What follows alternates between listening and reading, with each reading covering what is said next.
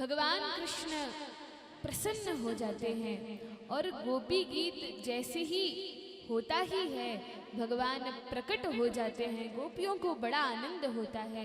गोपियां कहती हैं, कृष्ण यदि इस प्रकार से रास में छोड़कर जाना ही था तो क्यों जिस समय कंस ने असुर भेजे थे क्यों उनसे हमारी रक्षा की, पहले ही हमें मर जाने देते तो आज इस प्रकार से विरह में विरहित नहीं होना पड़ता।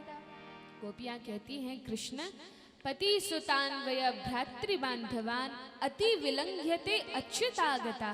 हे कृष्ण, हम अपने पतियों को, भाइयों को, पिता सब कुछ छोड़कर, सब घर बार छोड़कर आपकी शरण में आए हैं।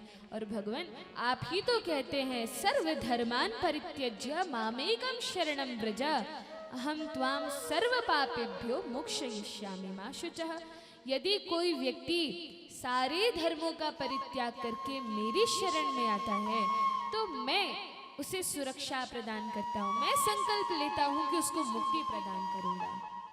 हे कृष्ण, कृपया हमें दर्शन प्रदान करें। भगवान प्रसन्न हो गए, दर्शन प्रदान किया। कहा कोई बात नहीं गोपियों, मैं तो परीक्षा ले रहा था, क्योंकि विरह में भी यदि प्रेम बढ़े इसका अर्थ है कि वह प्रेम सच्चा है।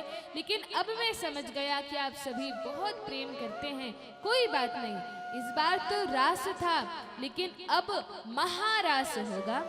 महारास कैसा होगा? जो गोपियां पहले रास में नहीं भी आ पाई हैं वे सब भी इस रास में आ सकते हैं। गर्ग मुनि ने जैसे ही ये बात सुनी कि इस बार महारास होने जा रहा है, तो वैसे तो रास में केवल गोपियों का, केवल स्त्री भाव का प्रवेश है, पुरुषों का प्रवेश रास में नहीं है, क्योंकि पुरुष तो केवल एक ही है, कृष्ण, और बाकी सारी तो प्रकृति ही है। तो गोपियां तो रास में पहुंच गई। गर्ग मुनि ने विचार किया हमें भी रास में जाना है। तब सोचा हम कहेंगे तो बात बनेगी नहीं।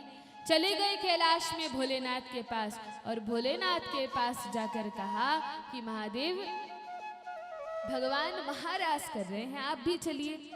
भोलेनाथ ने कहा महारास हो रहा है, हमें भी गोपी भाव बनकर जाना है।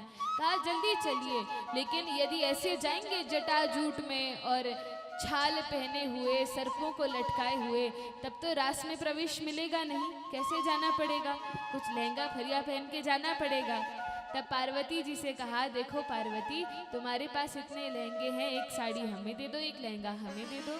तब पार्वती जी ने लहंगा दिया और शंकर जी अच्छे से सज धज कर, ब्रज नारी बनकर, ब्रज गोपी बनकर, गोपीश्वर बनकर रास में आते हैं।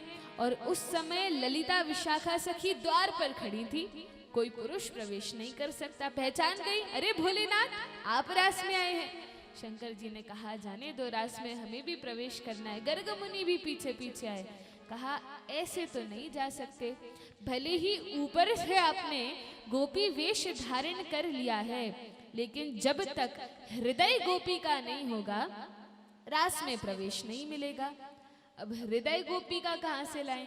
तब कहा कोई बात नहीं, राधा रानी से प्रार्थना कीजिए, गंगा यमुना में स्नान कीजिए या श्याम कुंड राधा कुंड में स्नान कीजिए, आपको गोपी भाव की प्राप्ति होगी।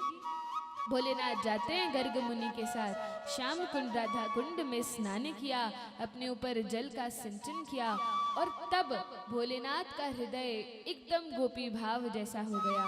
और अब ललिता विशाखा सखी ने बड़ा सुंदर श्रृंगार भोलेनाथ का कर दिया। ऐसा श्रृंगार की कोई समझ ही ना पाए कि भोलेनाथ हैं कि सचमुच ब्रजनारी हैं। और आज महादेव ब्रजनारी बनकर आए हैं।